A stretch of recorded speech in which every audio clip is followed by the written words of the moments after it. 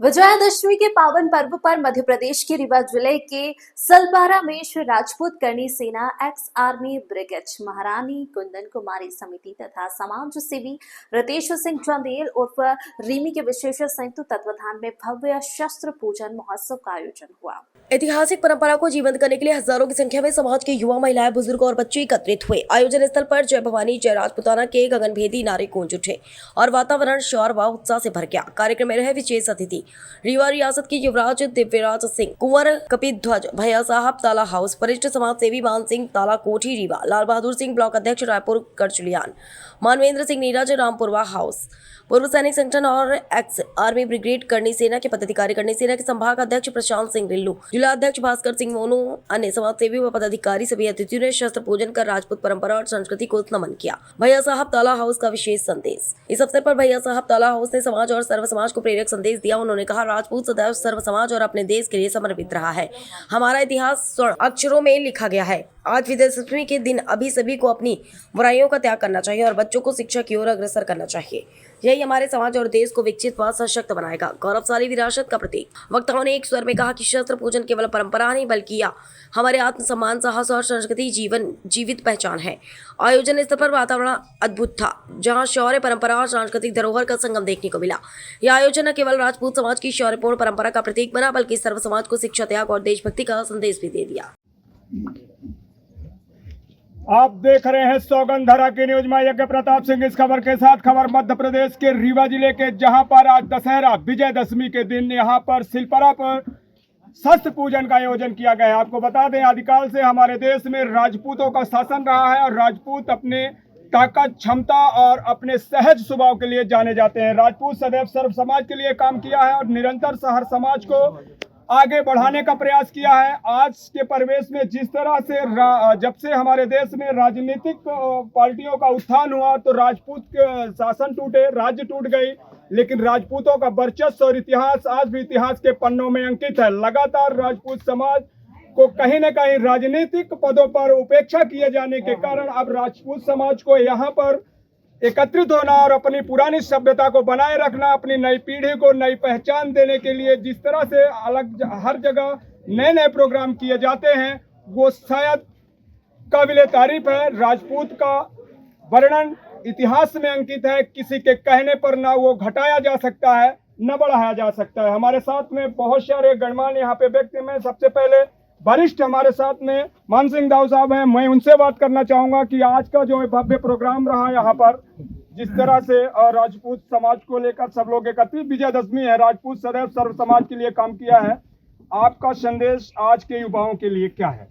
हमारा संदेश ये है कि सब युवा जो हैं इकट्ठा हों, नशे से दूर हों, जो आजकल के युवाओं में ये कमजोरी पाई जा रही है, और समाज के लिए काम करें। इस तरह से सहज शब्दों में, छोटे शब्दों में दाऊ साहब ने अपना पक्ष रखा है और अपने समाज के युवाओं के लिए। वाकई में हमारा समाज, जो हमारे समाज के युवा हैं, बहुत पहले से और आज भी कुछ युवा गलत संगत और गलत नशे की पायदान पे जा रहे हैं। हमारे जो परिजन हैं, हमारे जो पेरेंट्स हैं, जो बच्चे अपने बच्चों को मॉनिटरिंग करते हैं, ज़रूरत है कि उनके टाइमिंग का शेड्यूल से देखें बच्चा हमारा किस संगत में है। बहुत सारी विसंगतियां हैं, उसको देखना बहुत ज़रूरी है। हमारे साथ में त्योथर विधायक साहब, सिरमौर विधायक साहब दिवराज साहब हैं। उनसे बात करना चाहूँगा क्योंकि उनकी जो पद है एक राजघराने से है और आदिकाल से उन्हें निर्णय करने का एक पावर और क्षमता रही है। तो आज का जो परिवेश है राजपूतों के लिए, उनके लिए आपका क्या संदेश है? नहीं, मैं तो सबसे पहले आपके चैनल के माध्यम से मैं सभी को विजयदशमी की ढेरों शुभकामनाएं देता हूँ, नवरात्रि की शुभकामनाएं देता हूँ। आज के परिवेश में निश्चित रूप से हम सबको, जैसा कि दादा भाई मान सिंह जी ने कहा, कि नौजवानों को इकट्ठा होना है और अपने इतिहास के बारे में सही जानकारी रखनी ज़रूरी है। और निश्चित रूप से जो हमारा इतिहास है वो गौरवशाली इतिहास है। आज हम शिल्परा में खड़े हैं, जो कि हमारी महारानी कुंदन कुमारी जी की जन्मस्थली इस क्षेत्र की है, यहाँ की हैं। निश्चित रूप से हम सब उनसे गौरवान्वित हो रहे हैं और आने वाले भविष्य में भी हमारे जो लड़के हैं, लड़कियां हैं, बच्चियां हैं, सबको हम लोग शिक्षित करें, उनको समाज में भागीदारी उनकी बढ़ाएं। और जब हम समाज में अपनी भागीदारी बढ़ाएंगे तो निश्चित रूप से हमारा समाज और समृद्ध होगा। सहज, सरल और सटीक शब्दों में जिस तरह से महाराजा के घराने से ताल्लुकात रखते हैं, उसी तरह से समाज को एक स्पीच जो उन्होंने प्रस्तुत की है वाकई में काबिल तारीफ। मैं कैमरामैन को बताऊंगा, यहाँ पर आएंगे और हमारे पास में वो शख्सियत हैं जो किसी के पहचान के मोहताज नहीं। हर व्यक्ति उन्हें, चाहे किस गांव से हो और चाहे शहर से हो, हर व्यक्ति उन्हें अच्छी तरह से जानता है और वो अपने दृढ़ संकल्प सटीक फैसले के लिए जाने जाते हैं। आज दशहरे का विजयदशमी का पूजन था, शस्त्र पूजन था। मेरा पहला सवाल ये है कि शस्त्र पूजन या बच्चों को शिक्षा। सबसे पहले तो अपना के माध्यम से समूचे बघेलखंड के वासिन का हम विजयदशमी के शुभकामना प्रेरित अर्पित करी थे। जैसे अपना पूछन के शिक्षा या शस्त्र, तो शिक्षा पुरान समय में शास्त्र रहा और शास्त्र की रक्षा शस्त्र से हुई सकत। नई पीढ़ी का और हम सब नौजवानन का अध्यात्म से जुड़े के अत्यंत आवश्यकता है, क्योंकि शक्ति बिना अध्यात्म के वह में रहे जैसे नाव बिना पतवार के। तो शक्ति के साथ अध्यात्म के मार्गदर्शन बहुत आवश्यक है, क्योंकि शक्ति के साथ अहंकार और अनुशासनहीनता आवे की एक संभावना रहा थी। और जब शक्ति सही मार्ग पर चली शस्त्र के माध्यम से और अध्यात्म के छाया में, तब छत्री जऊ कर्म खितिर जाने जाता है। आज हम पंचे सिर्फ अपने पूर्वजन के जो कर्म रहे उखर हम पंचे बखान करी थे। तो ऊ जो कर्म कही नहीं, वो कर्म धर्मपरायण रहे, अध्यात्म की छाया में शस्त्र के जोर पर काम भे हैं और वह शस्त्र के दम पर पूरे देश की रक्षा भे।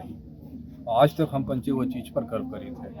तो एक बार फिर से हम पंचे का जो बीच में भटकाव आवा है, ऊपर चिंतन करके अध्यात्म का अंगीकार करके और शस्त्र पूजा के तबे सही मायने में पूर्ति होती। एक बड़ा सवाल आता है,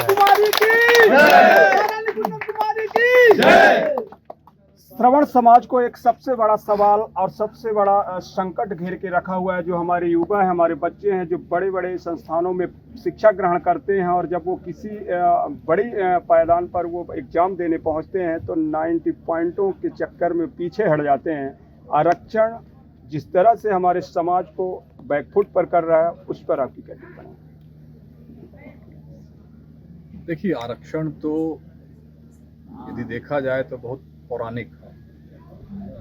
युद्ध लड़े के आरक्षण क्षत्रिन के रहा, युद्ध के काम क्षत्रिन के तिर आरक्षित रहा। आज ये प्रजातंत्र में आरक्षण निसंदेह जौन व्यवस्था आज के है आरक्षण से, इससे देश के लाभ नहीं है, देश पीछे हो रहा है।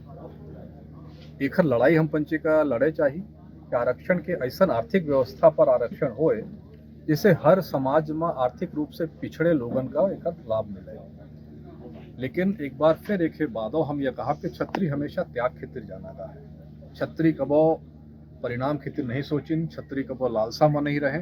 छत्री अपन कर्तव्य मानिन कि मातृभूमि के रक्षा हम ही करेंगे। तो यह मान के परिवार के रक्षक के रूप में छत्री जाना गा है। पूरा सनातन समाज, पूरा हिंदू समाज छत्री के परिवार और छत्री ओखर रक्षक है।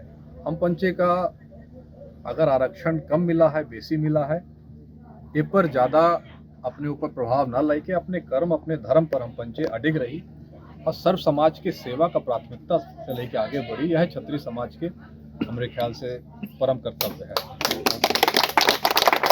हमारे साथ में कपिल सिंह दादा भाई थे, जिन्होंने अपने सहज शब्दों में जिस तरह से आरक्षण पर तीखा प्रहार किया। ज़्यादा अपने ऊपर प्रभाव ना लेके अपने कर्म, अपने धर्म पर हम पंचे अडिग रही और सर्व समाज के सेवा का प्राथमिकता से लेके आगे बढ़ी। यह छत्री समाज के हमारे ख्याल से परम कर्तव्य है। हमारे साथ में कपिल सिंह दादा भाई थे, जिन्होंने अपने सहज शब्दों में जिस तरह से आरक्षण पर तीखा प्रहार किया। आपको बता दें, आरक्षण उन्हीं को मिल पाया है जिन्हें एक बार मिला वो दोबारा समाज में, आप किसी अपने आसपास आदिवासी प्लाट में चले जाए, 500 की आबादी में केवल एक ही व्यक्ति मिलेगा जो मास्टर रहा होगा या किसी और पद में रहा होगा। सरकार से मेरी डायरेक्ट अपील है कि आप आरक्षण कुछ ऐसे पदों पर न करें, जैसे डॉक्टर हुआ, इंजीनियर हुए, IPS IAS अधिकारियों पर आरक्षण हटा दीजिए ताकि पढ़े लिखे लोग वहां पर बैठे। संजय गांधी हॉस्पिटल में आप चले जाए, वहाँ एडमिट हो जाए तो प्रैक्टिस करने वाले ऐसे डॉक्टर हैं कि आप बोलते हुए एडमिट हो गए और जब सुबह जाएंगे तो पता चलेगा कि आपका पेशेंट तो मरचुरी में बैठा हुआ है।